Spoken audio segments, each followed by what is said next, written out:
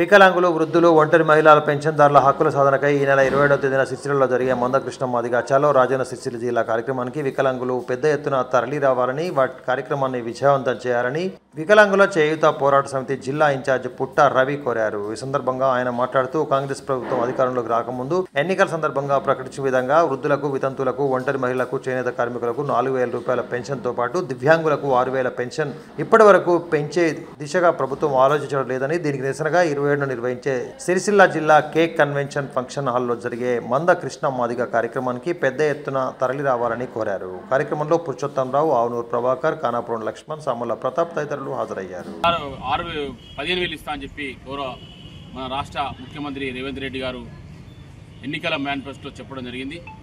19 రోజులు గడిచినా కూడా పైసా మాత్రం పెరగలే.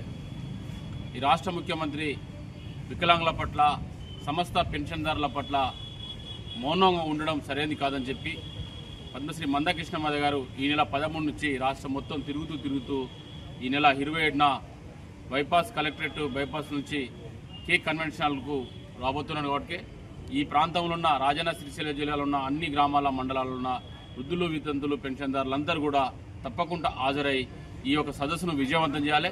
ఈ సదస్సు యొక్క ఉద్దేశం పెన్షన్దారులకు పెన్షన్ పెంచకపోవడం, పెంచుతో పాటు వాళ్లకు రావాల్సిన ప్రభుత్వం నుంచి వచ్చిన వాటా వాళ్లకు ట్రైసైకిలే కావచ్చు, రిక్షే కావచ్చు, వాళ్ళ జీవన విధానాన్ని పెంపొందించడానికి వాళ్ళకు రావాల్సిన వాటా వాళ్ళకు రావాలి. అంతేకాకుండా వాళ్ళకు చట్టసభలలో కూడా ఒక ఎమ్మెల్యే ఉండాలని చెప్పి గౌరవ పద్మశ్రీ మందకృష్ణ మాదిగ గారు మరి గత కొద్ది రోజులుగా పోరాటం చేస్తున్నాడు.